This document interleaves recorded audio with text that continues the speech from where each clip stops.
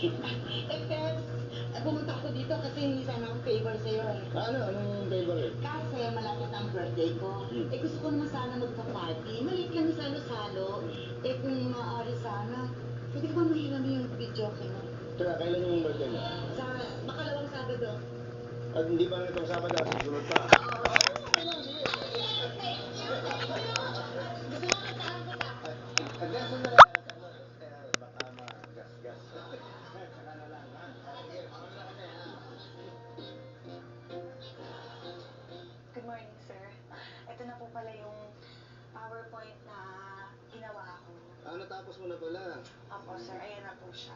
Actually, pwede ko naman pong i-email na lang yan. Oo. Kaso gusto ko pong i-explain sa inyo personal para mas malinaw. Pinag-meet natin kay, sino yung kliyente natin? Mr. Mike Bernal po. Mike Bernal.